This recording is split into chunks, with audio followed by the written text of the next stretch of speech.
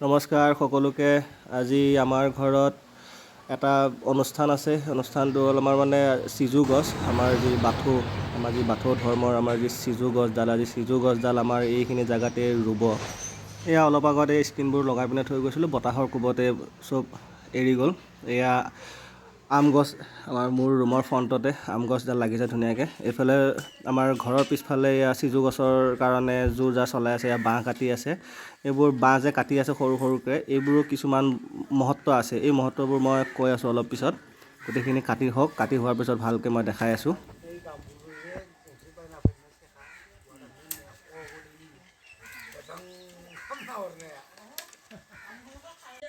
এয়া চিজু গছৰ কাৰণে, এয়া চিজু গছডাল ৰুবৰ কাৰণে জোৰ জা চলাই আছে। এই বাঁহ যে কাটি থকা আপোনালোকে দেখিছিলে, এয়া বাঁহকেইডাল পুতি আছে। বাঁহ মানে আপোনাৰ কামিকেইডাল পুতি আছে। কামি আৰু আপোনাৰ এডাল এডালকৈ নহয়, আপোনাৰ দুডালকৈ কামি পুতা যায়।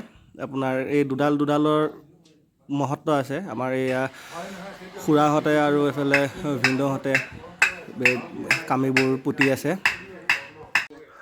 বিশ্ব ব্ৰহ্মাণ্ডত ঈশ্বৰ একক, সেয়েহে বড়োসকলৰ উপাসনা কৰা বাথৌ বেদী নিৰ্মাণ কৰোঁতেও এডাল জাতি বাঁহেৰে 18 যোৰ জেওৰা কাটি 5 যোৰ কামি, 3ডাল সৰু গোটা কামি চিৰিণৰ বাবে আৰু 3টা গোটা খুঁটি প্ৰস্তুত কৰি এক আচাৰৰ মাজেৰে বাথৌ বেদী নিৰ্মাণ কৰে। পৰম পিতা পৰমেশ্বৰ আৰু বিশ্ব ব্ৰহ্মাণ্ডত শান, সূৰ্য, আক্ৰাং, আকাশ, বাৰ, বায়ু, হাঁহ, মাটি, দৈ, পানীৰে জীৱৰ সৃষ্টি কৰিছে। এই সৃষ্টিৰ ৰহস্য জীৱৰ ধাৰণ, জন্ম, বিবাহ, বাৰ্ধক্য আৰু মৃত্যু। ঈশ্বৰৰ এই পঞ্চম অভেদ্য তত্ত্ব কোনেও ৰুধিব পৰা নাই। সৃষ্টিৰ তত্ত্ব এই অভেদ্য আচাৰৰ বাবেই বাথৌ বেদীত 5টা বাণীৰে বাথৌ বেদী নিৰ্মাণ কৰা হয়। বিশ্ব ব্ৰহ্মাণ্ডত অভেদ্য মহাশক্তিৰ সৃষ্টিৰ ৰহস্যৰে আবৃত। এই 5 যোৰা কামিৰো বেদীত স্থান আছে। মাতৃগৰ্ভত ধাৰণ কৰা দেখুওৱাৰ বাবে প্ৰথম যোৰা কামি উভৰি শুৱাই দিব লাগে। দ্বিতীয় যোৰা জন্মৰ বান্ধোন বুলি ধৰা হয় কাৰণে মাতৃগৰ্ভৰ পৰা পৃথিৱীত প্ৰৱেশ কৰাৰ বাবে কামিযোৰা চিত শুৱাই দিয়া হয়। তৃতীয় যোৰা হ'ল শিশুৰ পৰা যৌৱনলৈ প্ৰৱেশ কৰা বুজোৱাৰ বাবে তৃতীয় কামিযোৰাক উভৰি শুৱাই দিয়া হয়। চতুৰ্থ যোৰা বৃদ্ধ নানা ঘাত প্ৰতিঘাতৰ মাজেৰে গৈ জীৱনৰ শেষ অৱস্থাত উপনীত হয়গৈ। জীৱই দীৰ্ঘ সময়ৰ বাবে কৰা শৰীৰটো পুৰণা হোৱাৰ বাবে ত্যাগ কৰি মায়া সংসাৰত পোৱা নোপোৱাৰ বেদনাক লৈ নতুন সজালৈ উৰি যাবলৈ প্ৰস্তুত হোৱাকেই দেখুৱাবলৈ চতুৰ্থ কামিযোৰা চিত শুৱাই দিয়া হয়।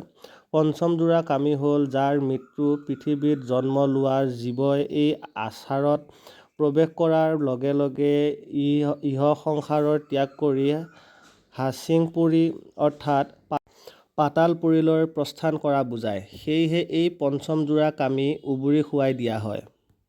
সৃষ্টি তত্ত্ব জন্মৰ পৰা নানা ঘাত প্ৰতিঘাতৰ মাজেৰে পুনৰ অজান ঠাইলৈ ঘূৰি যোৱা এই মহাশূন্যতাই হ'ল আত্মা আৰু পৰমাত্মাৰ কথা কল্পনা কৰা হয়।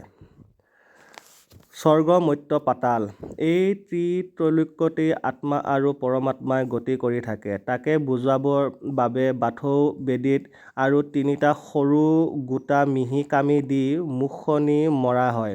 এই মুখখনি মৰা কাৰ্যকেই চিৰিণ হেবনাই বুলি কোৱা হয়। অদৃশ্য মহাশক্তিৰ ঈশ্বৰে সৃষ্টিৰ ভাৰসাম্য ৰক্ষা কৰিবলৈ নিজেই আৰু 3টা শক্তিৰ অৱতাৰণা কৰিলে।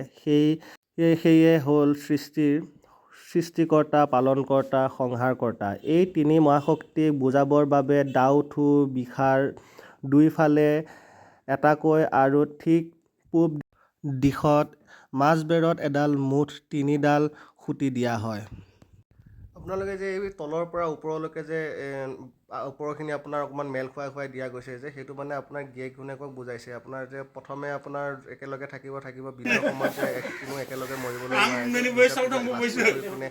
বেলেগ হ'ব লাগে যে সেইটো বুজাইছে আৰু আপোনাৰ মাজত যে আপোনাক অকণমান দিছে সেইটো মানে আপোনাৰ ফেঁচাৰ নেচটো বুজাইছে যেনেকৈ ফেঁচাৰ নেচটোৱে আপোনাৰ কাৰোকো ভয় নাখায় কিবা নাখায় সেই ওপৰত বুজাইছে বাকী আৰু অলপ ভিডিঅ' আছে সেই ভিডিঅ'খিনি মই আৰু তাত মই দিম। নমস্কাৰ।